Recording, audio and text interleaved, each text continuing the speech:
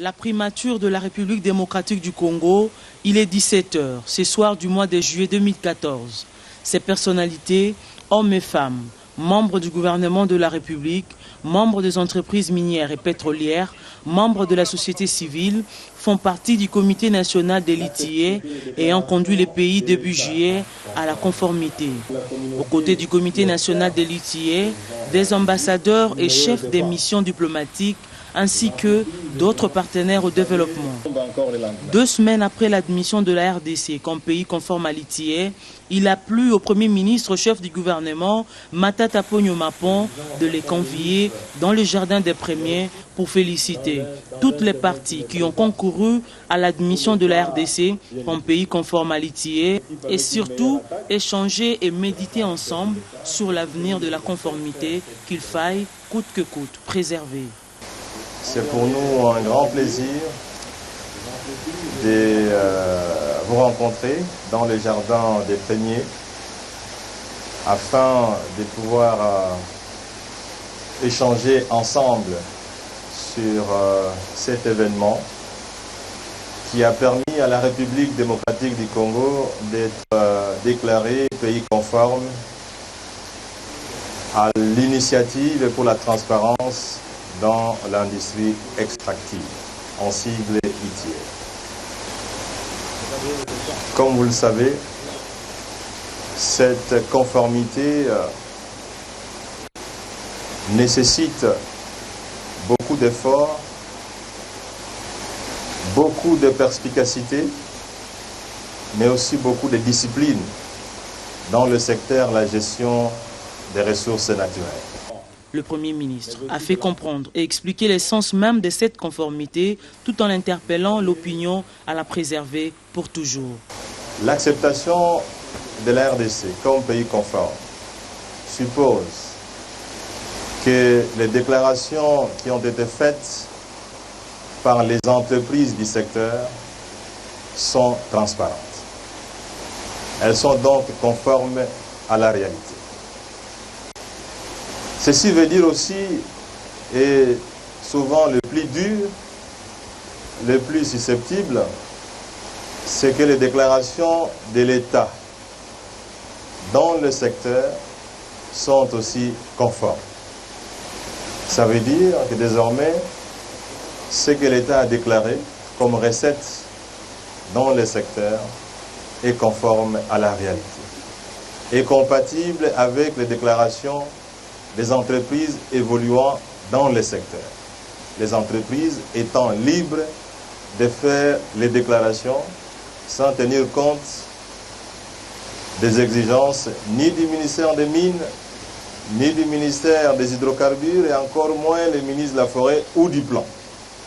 Les ambassadeurs et chefs de mission diplomatiques, partenaires de la RDC, saluant la gouvernance Matata sous le leadership du chef de l'État, Joseph Kabila, ont encouragé le gouvernement dans son processus de développement.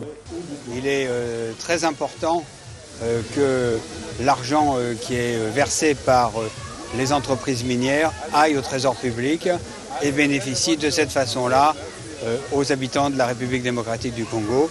C'est un processus vertueux qui commence et comme a dit le Premier ministre, c'est un encouragement, mais il faut encore faire des efforts, continuer et faire en sorte que tout se passe bien à l'avenir. Et nous félicitons vraiment la République démocratique du Congo pour être maintenant un état de compliance et selon les règles de cette initiative. Dans leurs échanges, il s'est dégagé un réel engagement de toutes les parties pour le futur de la gestion de nos ressources naturelles au regard des échéances, des publications des rapports d'ici décembre. C'est une étape importante, mais il faut noter que l'ITIE, c'est un processus qui ne s'arrête pas. C'est comme son Excellence, Monsieur le Premier ministre l'a dit, le fait d'avoir atteint la conformité n'est pas une fait en soi. Le plus important, c'est ce qui reste à faire. Nous avons d'autres rapports à produire, nous avons d'autres obligations à accomplir vis-à-vis de cette importante organisation dans laquelle désormais nous faisons partie intégrante comme pays à part entière. Nous aurons la deuxième validation de la République démocratique du Congo en 2017. Au 1er juillet 2017, on va voir si nous avons gardé la même conformité. mais nous sommes tenus de publier un rapport meilleur au 31 décembre 2014. Faute de quoi, déjà, nous aurons l'autre suspension au 31 décembre si ce rapport ne sort pas et surtout s'il n'est pas meilleur. La conformité en appelle la redevabilité. C'est-à-dire quoi? Le gouvernement a rendu compte à son public des revenus. Donc pour la population, elle a maintenant un instrument vrai. Maintenant, la population doit se saisir de ces informations pour interroger les gouvernements, ce qu'on a fait des rentrées qui ont été déclarées par les entreprises et par le gouvernement, afin de savoir si ça contribuait à son développement. C'est cela le rôle. Donc si la population ne participe pas au débat, n'interroge pas les parlementaires et les gouvernants, ils resteront dans leur coin, mais les chiffres seront publiés et le monde s'en saisira en lieu et à leur place. Membres de la société civile, des entreprises minières, tous militent pour la redistribution des richesses découlant des ressources naturelles et n'ont pas manqué d'interpeller la population qui doit demander des comptes au gouvernement sur l'utilisation des recettes déclarées. Nous avons comme mission d'auditer la gestion de la chose publique. C'est-à-dire, tous les chiffres, nous devons regarder, retracer et comprendre qu'est-ce que l'État a fait. Il ne suffit pas seulement de déclarer. Il y a un autre volet important que la société civile doit surveiller. C'est la redistribution des richesses. C'est bien bon de dire qu'on a payé autant, mais qu'est-ce qu'on en a fait?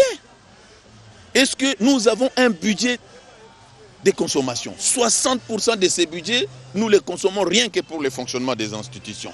40% pour le reste de la population. Ça n'a pas de sens. Mais nous devons pousser les décideurs à une bonne redistribution des dividendes de nos ressources naturelles. On ne s'arrête pas là, il faut avancer. C'est-à-dire que nous n'allons pas croiser les bras, mais maintenant, il y a un grand travail. C'est maintenant le travail. C'est maintenant le travail pour faire voir à tout le monde qu'effectivement, cette conformité-là a été méritée.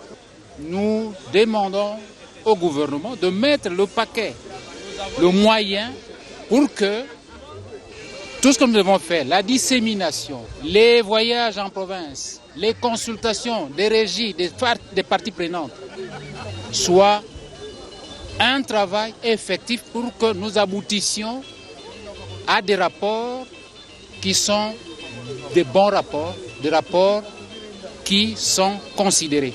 Dans le cadre de l'ITIE, on nous demande de publier tout ce que nous payons à l'État. C'est ce que nous faisons régulièrement.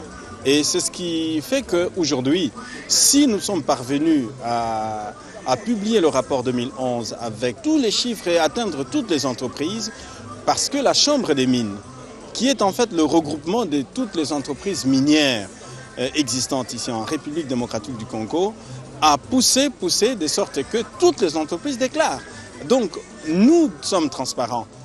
En conformité avec les exigences de l'ITIE, nous payons à l'État, tout ce que nous payons, nous déclarons. Si nous sommes conformes, ça ne dépend pas seulement des déclarations des entreprises.